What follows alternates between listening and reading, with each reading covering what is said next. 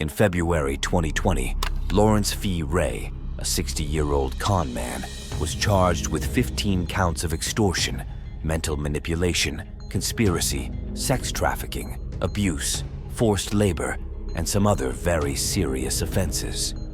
For almost 10 years, Lawrence Ray, more commonly known as Larry Ray, lived with 7 to 10 young college-going students in their dorm. But mind you, this wasn't just any usual living setting. Ray was constantly controlling every aspect of the lives of these young students, and soon all of it turned into a sex cult. So what exactly happened? Who really was this Larry Ray? And why was he even allowed to live with the students? But the most important question is how for almost 10 years he was able to manipulate these youngsters. This is the sickening story of the Sarah Lawrence sex cult, so buckle because this will keep getting more and more weird. Who was Larry Ray? Born Lawrence Greco in 1960 in New York City, Larry was definitely an interesting and unique personality from the very beginning. He started his career on Wall Street in the 1980s and then later went on to become a consultant for a number of different industries, ranging from insurance to construction. During the 90s, Ray also worked in the gambling world, and this was the time he got involved with all sorts of people in the mob. Ray didn't have any college degrees, but there was something about him that helped him make connections with all sorts of people easily. According to a report by the New York Times, Ray, during the 80s and 90s, he also owned some bars and nightclubs in New Jersey, and this was the time when he became friends with people who were in higher positions, including Bernard Kerik, who later became commissioner of the New York Police Department.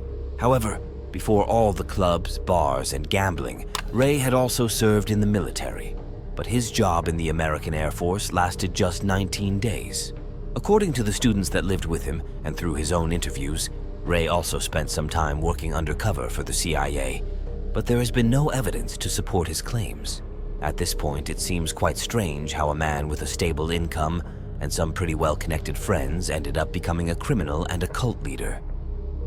Turbulence in person life. In 1988, Larry married Teresa Ray, and for years the marriage was a pretty happy one. Together, the couple welcomed 2 daughters into their lives, named Talia and Ava Ray. In 2004, Teresa filed for divorce from Ray, even calling police on him, alleging that Ray had physically hit her. However, when the police arrived, both Ray and his elder daughter Talia told the police that Teresa was repeatedly abusing both children. After this accusation, things got even worse, and Ray was given custody of both children. The complaints about Teresa didn't stop after this, and local police repeatedly received anonymous tips about Teresa and her relatives abusing the children. Ray even started a blog with all the details about the physical and mental abuse of historical children. However, when the police properly investigated these complaints, all of them turned out to be bogus, and it was proven that Ray was manipulating his children to lie to authorities about their mother. The fight for custody continued for some years, and during this time Ray was even charged with jumping his bail, interfering with child custody, and contempt of court because, despite the orders from the judge, he failed to bring his daughters to their aunt on Thanksgiving 2005. Eventually, Teresa was given custody of her children, but Talia was under so much manipulation that she preferred living in shelters to living with her mother. Criminal history. After the divorce, Ray was in and out of different relationships, and in 2006, his then-girlfriend called police on him, saying that Ray had imprisoned her and was also involved in physically abusing her. This case didn't move any further because his girlfriend refused to press any charges, but the incident was enough to be considered a violation of his probation, and so Ray was arrested by the NYPD in 2007. Ray, being a huge manipulator, remained adamant that this whole case was a conspiracy against him because he knew too many government secrets and they wanted him to keep quiet. A proven manipulative personality. Now, when I call Ray a manipulator, I don't say it without any reason. You see, when Ray was in a custody battle with his wife, he underwent a court-ordered psychological examination, and the results were quite astonishing. According to the note given by his psychologist after his examination, it is literally impossible to evaluate Mr. Ray in the usual clinical manner. His personality dynamics are so configured that he is able to manipulate and control almost any situation in which he finds himself, including a psychological interview with a forensic examiner, no matter how experienced that examiner may be. Mr. Ray is very good at what he does. He also went on to say that Mr. Ray is no child. He is a calculating, manipulative, and hostile man. If you ask me, these are clear signs of a manipulative sociopath. Similarly, according to the investigation done by New York Magazine, Larry Ray was previously diagnosed with some narcissistic and histrionic personality disorders. Sarah Lawrence College. Well, this brings us to Sarah Lawrence College. A private liberal arts institution is present in Yonkers, New York. This college wasn't just any ordinary institution. With annual tuition fees of more than $60,000, this was certainly a college for the elite of society. But its elite status isn't the reason why I'm discussing this particular institution with you. You see, this was the place where a criminal like Larry laid the foundation of his sex cult involving about a dozen students. But how did all of it begin? Start of the cult. Ray ended up serving 6 months in prison for violating his probation again. And when he came out in 2010, he went to live with his daughter, Talia Ray, who was living in her dorm at Sarah Lawrence College. Ray was extremely close with his daughter, and his daughter never really believed that his father was a criminal. For her, he was a hero who saved her from their abusive mother and was sent to prison by the government to cover up their own crimes. Now Talia wasn't living alone, as she shared the on-campus dorm with her friends Santos Rosario, Daniel Levin, Isabella Pollack, and Claudia Drury. Normally, you would think that college-going youngsters in their early 20s would obviously have a problem with some parent living with them, but in this case, it was quite the contrary.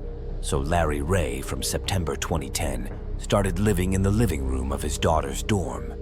Talia's boyfriend, Daniel, talked about the normalcy of this move as, I don't think anyone really questioned it, because it was such a huge part of Talia's life. Like all people of their age, these students were facing some issues in their daily lives, and Larry, for them, soon became an in-house therapist. He started daily therapy sessions in the house where all the residents would sit and share their problems with each other. Obviously, having someone who would listen to them and offer solutions to their problems seemed quite comforting to Talia and her friends, which resulted in Larry garnering a lot of respect from the group. Other than therapy, Ray would often cook meals for the group, and for students who had to eat ramen or sandwiches, a steak dinner was quite something. He would also buy them stuff and take them to expensive restaurants. Slowly but steadily, he made himself essential to all of them, to the point that he began to control every aspect of their lives. Obeying the cult leader. In 2011, when summer vacations came in, Ray convinced the group to move with him to his friend's apartment in New York's Upper East Side. When some of the group members seemed reluctant, he called their parents and successfully manipulated them into thinking that it would be better for their children if they stayed in New York during the summer break. This was the time when he started taking things up a notch. Ray's time in the apartment started with basic tactics. He began controlling their sleep schedules, and according to the interviews given by the victims, all of them were kept sleep-deprived most of the days. Other than that, Ray also began verbal abuse, which was often accompanied by threats of physical violence if anyone showed signs of disobedience. Now, most of the group members respected Ray a lot. There's no doubt about it. But there was also a factor of fear that played an important role in them being obedient towards Ray. Talia's boyfriend at the time explains this controlling behavior as, he controlled every aspect of our lives once we were in the apartment. When we ate, what we did, when we went to bed. The same boyfriend was also told by Ray to stop using his doctor-prescribed antipsychotic medicine. He then became so disturbed by Ray's behavior that he immediately broke up with Talia. A strange relationship. One of the 7 people who lived in the house was a girl named Isabel Pollack. She was from San Antonio and had come to Sarah Lawrence on a full scholarship. Just before Ray moved in, Isabel had gone through a rough breakup. During the so-called therapy sessions, she had told Ray about all of her insecurities and fears, so Ray slowly started to manipulate her.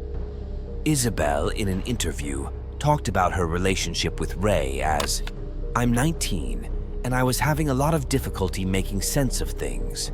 I wasn't in a good place," Isabella says. "He started to help me kind of process and make sense of a lot of things I just couldn't make sense of." It all started with Ray providing her with comfort, solace, and an ear to listen to, and soon it was decided that Ray would move into Isabel's room. Both of them were getting a little bit more physical with each passing day, and according to Talia's then boyfriend, he also saw Ray and Isabel lying on the bed while Ray was gently stroking her hair and saying, "Nobody's going to hurt my baby girl." That year, when the time for winter break came, Ray called Isabel's family the night before she was supposed to go back. According to accounts given by Isabel's aunt, Ray talked to her mom and told her that Isabel was sexually molested during her childhood by a relative, and her coming back wouldn't be good for her mental health. He also blamed Isabel's mother and told her that, "You let this happen to her." After this, Isabel didn't go home, and her Christmas break was spent in an apartment on East 93rd Street with Larry Ray, Talia, and her boyfriend. Exploitation. When Ray was completely sure that he had full control over the minds of his followers, he began using them for monetary purposes. While living in Ray's friend's apartment in the city, he would often manipulate the group into thinking that they owed him money for damaging his property. Ray would then move on to force the students to work or do petty jobs in order to pay off their debts. According to the report given by the BBC, Ray was also involved in extorting the parents of the students. The prosecutors told the court that Ray had extorted about $1 million from at least 5 of the parents. The sex cult. Slowly, what started as a manipulative way to control people's lives became a way for Ray to quench his sickening sexual fantasies. He started with having a sexual relation with Isabel Pollock. Later on, he started talking to other group members about their sex lives, where he would advise them and often teach them in his own ways. In interviews given by different victims, they told how Ray would often watch while the couples in the apartment were having sex, and sometimes even participate in the act. Turning a college student into a prostitute, one of the members of Sarah Lawrence's cult was a girl named Claudia Drury. Claudia's childhood was spent in the outskirts of Los Angeles, and according to her friends, she had always been a smart, creative, and fun-loving person. But something in her changed after she met Ray. She became obsessed with Ray after he gave a presentation on Q4P, an idea that was wholly based on the assumption that all of the energy of this universe is powered by the quest for potential. After this presentation, she started having private therapy sessions and meetings with Ray, and according to some of the roommates, the pair also had sexual relationships. During the development of this new relation, she started posting weird things on her social media accounts, including a lot of stuff about the US Marines, of which, by the way, Ray claimed to have been a part of. She also started telling people that she was schizophrenic, while in fact she hadn't gone to any doctor and was just diagnosed by Ray. In addition to all this, Ray convinced her that she had broken his vacuum, ate his food, lived in his apartment, so she owed him money. He also claimed that she had tried to poison him with cyanide, so she must do as he says. In order to pay off her debt, Claudia was forced to become a prostitute. As per the New York Times report, she used to charge about $2,000 per hour, and her work had earned Ray a grand total of $2.5 million over the 4 years they were together. It all comes to an end. Soon enough, some of his followers began to think that the things happening around them weren't normal in any way. The first one to cut off any contact with Ray was a boy named Daniel Levin. He was followed by Santos, Claudia, and Felicia. However, Isabel Pollock and Felicia's sister Yaliza remained with Ray for almost 10 years. Finally, the whole story came out in 2019 after an article was published by New York Magazine. Actually, the whole expose started when some people saw websites of Ray's victims that had ads for prostitution on them and videos of false confessions. This information was taken to the authorities, who then started investigating Ray for all of his crimes. Eventually, with all the important evidence gathered, he was presented in court with about 15 charges ranging from extortion to abuse to manipulation. The case remained in court for 3 years, and finally, in 2023, Ray Larry was found guilty of all charges and given a punishment of 60 years in prison. Conclusion. In a modern world of social media and the internet, one can't help to wonder how a person like Ray Larry was able to keep control over the minds of a bunch of educated college-going kids. There are a lot of people who can be blamed for this, but the Sarah Lawrence College administration is definitely one of the culprits. According to reports, they were told in the beginning about Ray living with students, but they refused to interfere, claiming that they just couldn't stop a student's parent from visiting. The Sarah Lawrence scandal is a story of manipulation, abuse, violence, and mental torture. The careers of most of the students became totally derailed after this, and 2 of them even went missing for a few years. While Ray will be spending the rest of his life in prison, there are his followers who still believe that he isn't as bad as the world claims him to be. I'll meet you soon with another video. Until then.